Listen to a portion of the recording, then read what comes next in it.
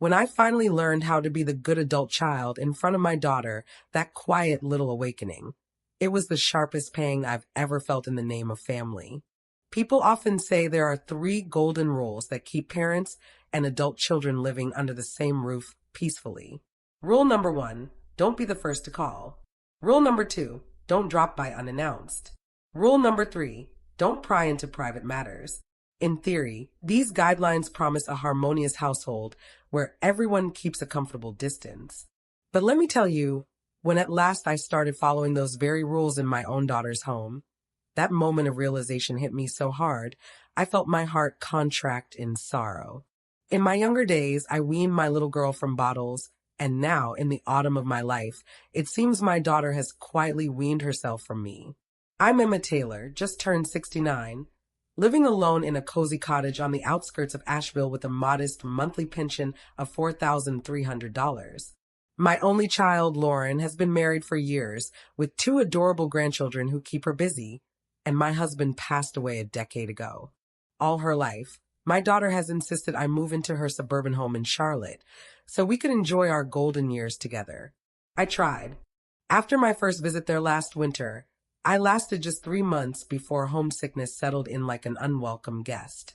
My daughter would wrap her arm around my shoulders and say, "Mom, you're far too considerate. You're treating our home like a stranger's living room." But believe me, it wasn't about courtesy or politeness. Every time I tiptoed around making a fuss, I was trying to preserve their peace of mind. When you're my age, if you can still care for yourself, if you can make your own breakfast and drive to the grocery store, the idea of solitary living seems like a breath of fresh mountain air. I thought I would be the model mother-in-law, quietly folding laundry, sipping tea on the back porch, never uttering a word about how they load the dishwasher. The day after I retired from my department store job, yes, I was a sales associate well into my 65th year, Lauren called to say she wanted me closer. My son-in-law, Nathan, offered to pick me up in his SUV, and off I went to help with the baby. Back then, my husband was still with me, and splitting my time between Lauren's house and nursing my husband felt like walking a tightrope. I wanted to be helpful, of course, but I also worried about the man at home waiting for me. Bringing a newborn into a household means more than just late-night feedings. There are diapers to change, cries to soothe, and never-ending debates about who changed the last diaper or who took the baby for that stroller walk. Sometimes Nathan and Lauren would snap at each other over who had the tougher shift. As the mother and mother-in-law, I decided the best role I could play was stepping in where I could. Cooking dinner before they came home, doing laundry so they'd have fresh onesies at 6 a.m., and tidying the playroom before chaos erupted. My aim was noble: prevent spats over chores. The result? My daughter and son-in-law barely argued about household tasks anymore. Instead, the burden quietly settled on my shoulders.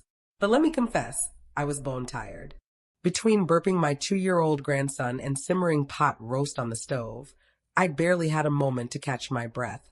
Some afternoons I would sit on the front porch, feeling every joint ache, reminding myself, for Lauren's sake, I'll keep going. Occasionally Lauren would notice the toll it was taking and say, "Mom, you don't have to do it all. We'll manage." But the moment I let up, I saw them exchanging glances, and I worried those glances turned into whispered complaints. If one of them said, "Mom, please let us help," the other would mutter, "Now you're interfering." So I kept doing everything myself, and they were happy, and I paid the price. Then my younger grandson started kindergarten, and Lauren's elderly mother, my dear friend Margaret, got a bit stronger. She began picking him up after school. So I gracefully stepped back from daily duties and returned home, looking forward to evenings reminiscing with my own husband. But life threw us a curveball. My husband fell ill with a sudden stroke and lay in a hospital bed for 2 full years. Now I was caregiver again, nursing him day and night, pacing the floor when he drifted off, bathing him, and keeping his spirits up. Nursing home visits, doctor appointments, the works. Lauren and Nathan would swoop in 2 or 3 times a month to give me a break. But I hated resting, afraid of burdening their busy lives. I lost 15 pounds that year between hospital cafeterias and sleepless nights. Yet I wouldn't trade a single moment with him. When he passed away, I wept rivers, but I also felt deep contentment that I had given him all I could.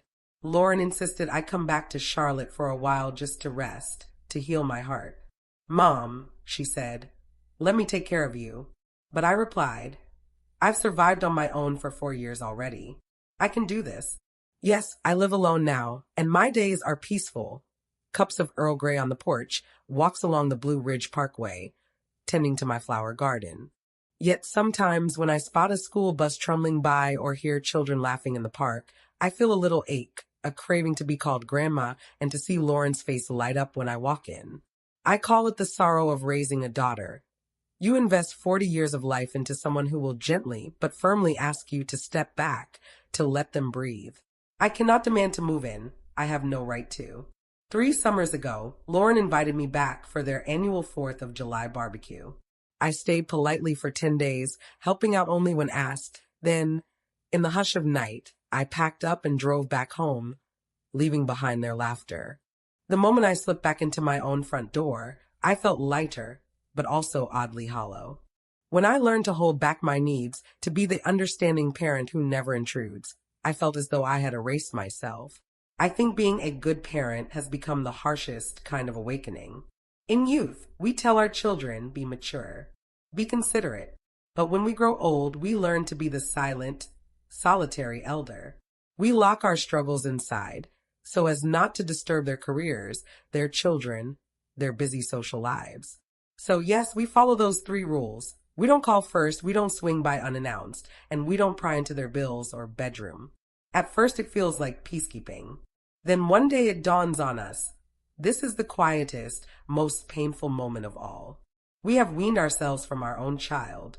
But perhaps this is the next greatest testament of love, knowing that nurturing is not just about feeding and fixing, but also knowing when to step away, to respect boundaries, and to let new branches grow without our shade.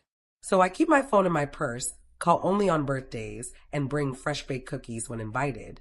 I tend my garden and write letters that go unopened for weeks.